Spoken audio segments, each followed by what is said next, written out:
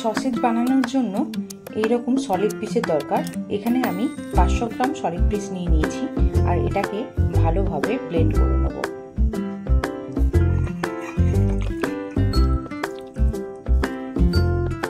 কোনো জল ছাড়াই এটাকে আমি বেটে নেব। দেখুন বাটাটা ঠিক এইরকম হবে। যেহেতু এটা জল ছাড়া সেই জন্য একদম মিহি হবে না, একটু টেক্সচার মতো থাকবে। এর মধ্যে দিয়ে দেব কিছুটা পরিমাণ চিলি ফ্লেক্স,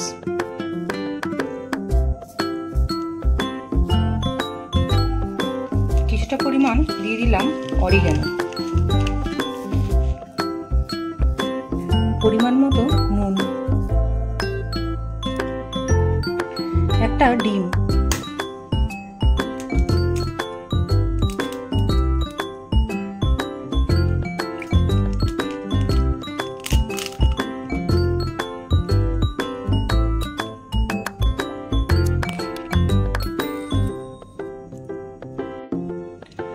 কিছুটা পরিমাণ আদা রসুনের পেস্ট,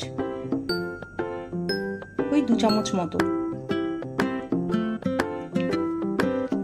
এই ছোট এক বাটির ময়দা আর কর্নফ্লাওয়ার একসঙ্গে দিয়ে দিলাম।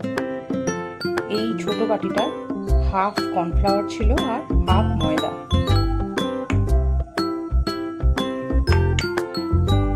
একদম অল্প পরিমাণ সয়া সস।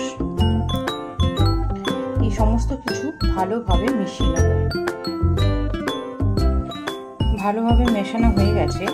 এরপর হাতে সামান্য সাদা তেল নিয়ে ঠিক এরকম ভাবে একটু লম্বা ভাবে করে নেব। সসেজের শেপটা দিয়ে দেব। যার যেরকম সাইজ, লম্বা বড় ছোট সেরকম অনুযায়ী সাইজটা বানিয়ে নেবেন। আমি এর থেকে আরেকটু নিয়ে আরেকটু বড় সাইজ দিয়ে দেবো। হাতে অবশ্যই তেলটা দেবেন, তাহলে হাতে আর চেপকাবে না। আমি ঠিক এই সাইজটা রাখছি, বাকিগুলোও করে নেব ঠিক এই রকম ভাবে। রেখে দিলাম এর মধ্যে। 500 গ্রাম মাংস থেকে এতগুলো সসেজ তৈরি করে ফেলেছি। আপনাদের পছন্দ অনুসারে সাইজ ছোট বড় করে নেবেন। আমি এরকম সাইজে রেখেছি। বেশ অনেকগুলোই সসেজ তৈরি হয়ে গেছে। এবার বাজারে এরকম র্যাপিং কাগজ পাওয়া যায়। এই র্যাপিং কাগজ দিয়ে এক একটি সসেজকে আমি ভালো করে শেপ দিয়ে দেব।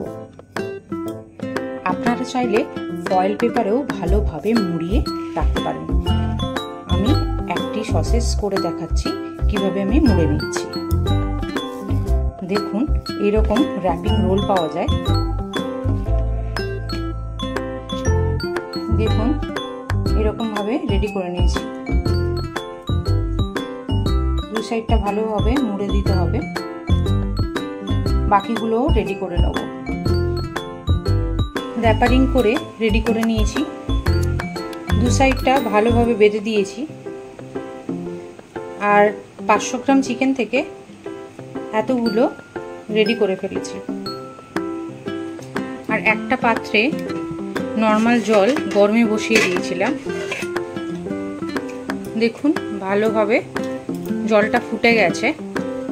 এবার আস্তে আস্তে সসেজগুলো ছেড়ে দেবো আর এটা ফুটতে দেবো 10 মিনিটের জন্য।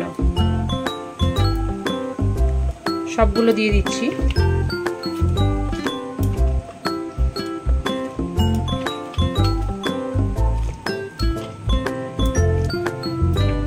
দিয়ে ঢাকা দিয়ে দিচ্ছি আর 10 মিনিট পর রেডি হয়ে যাবে আমাদের সসেজ।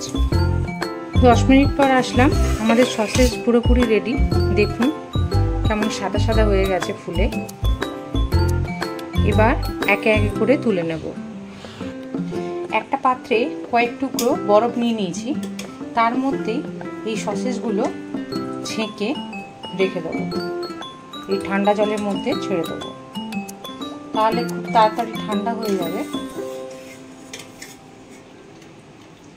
দেখতেই পাচ্ছ কেমন ফুলে সাদা হয়ে গেছে। এই সসেসটা পুরোপুরি রেডি। আর ঠান্ডা হয়ে গেলে জল ঝরিয়েই আমি একটা টাইট কন্টেনারের জন্য রেখে দেব। আর এই সসেসটা আমি মিনিমাম 1 মাস ধরে খেতে পারবো, যতটুকু আপনার প্রয়োজন। ভালো করে টাইট কন্টেনারে রেখে দিতে হবে। আজকে সসেস পুরোপুরি রেডি। রেসিপিটা কেমন লাগলো অবশ্যই কমেন্টস করে জানিও। আর বাড়িতে সহজ পদ্ধতিতে সসেসটা বানিয়ে নাও। আমার চ্যানেলটিকে সাবস্ক্রাইব করে পাশে থাকা বেল আইকনটিকে অবশ্যই প্রেস করতে ভুলবেন না।